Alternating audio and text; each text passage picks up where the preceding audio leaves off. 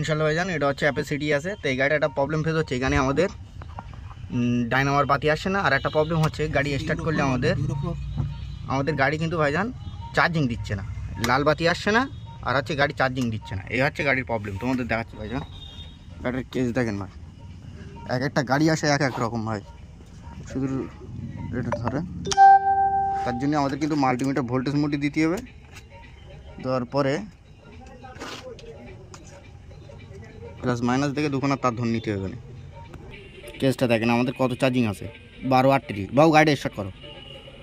কেসটা দেখেন ভাইজান, কিছু কিছু জিনিস দেখায় ভাইজান, দেখে রাখেন, কাজে দেবে ইনশাল্লাহ।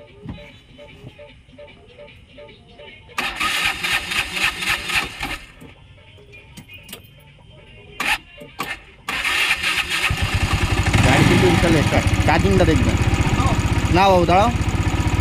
গাড়ি কিন্তু এরকম অবস্থায় থাকা মানে আমাদের 1300 চার্জিং উঠিয়ে যাবে হিসেবে আমাদের যেটা বলে। গাড়ি পিকআপ নিচ্ছে বাবু, পিকআপ নাও গাড়িটা। গাড়ি কিন্তু আমাদের চার্জিং নেই।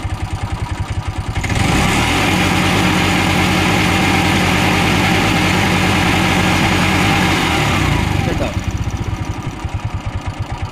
আর একটা জিনিস দেখো, আমাদের গাড়ির কিন্তু লাল বাতি তো টোটালি আসছিল না, তোমাদের দেখাচ্ছিলাম। গাড়ি কিন্তু চার্জিং নেই। আর একটা জিনিস তোমাদের দেখাচ্ছি,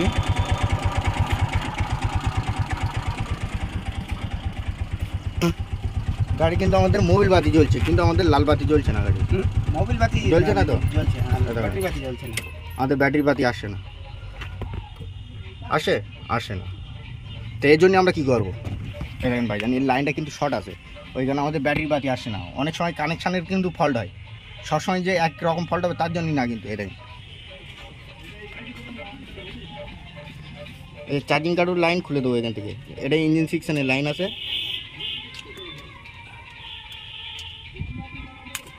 এই কিন্তু খুলে দিলাম, আমাদের দেখেন লাল বাতির লাইন চলে আসবে ইনশাল্লাহ। লাল বাতির লাইন চলে এলো। যদি বলো মিস্ত্রি মোবিল বাতিও চলে গেল কেন, ওটা মোবিলের সাথে কানেকশানও আছে, বোঝা গেল।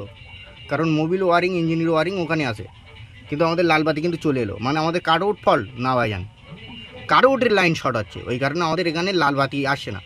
যদি বলো জহিরুল ভাই লাল বাতির লাইন শর্ট আমরা কীভাবে বুঝবো, একটা প্র্যাকটিক্যাল সিস্টেম তোমাদের দেখাচ্ছি ভাইজান।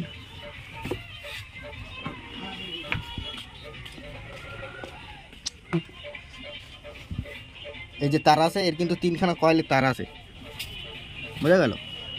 একটা আর হচ্ছে এই একটা, এই 3খানা কিন্তু কয়েলের ওয়ারিং। তা আমাদের মাল্টিমিটার নিয়ে ভাইজান ফুল কন্টিনিউটি মোড দিয়ে দেবো, দিয়ে ভাইজান এর ওয়ারিং লাইন চেক আপ করছি। দেখেন ও ক্যামেরাটা এরপরে ধরো,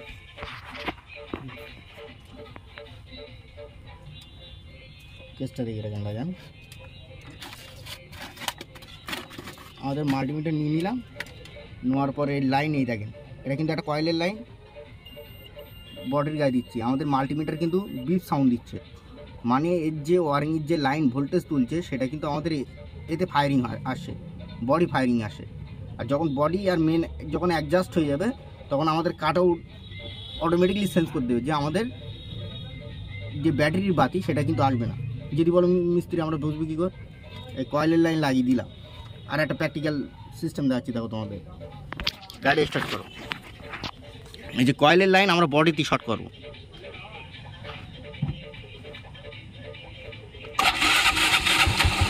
গাড়ি কিন্তু ইনশাল্লাহ স্টার্ট। এর আগে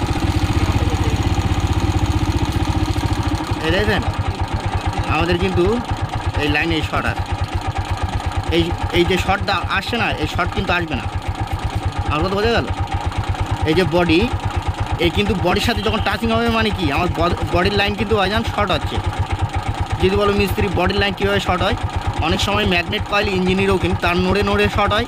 আবার তোমার যদি ইঞ্জিনের কয়েল ফুল শর্ট হয়ে যায়, ভিতরে মোবিল টোবিল গিয়ে, সেই ক্ষেত্রে এরকম শর্ট হয় ভাই। আমার বোঝা গেল।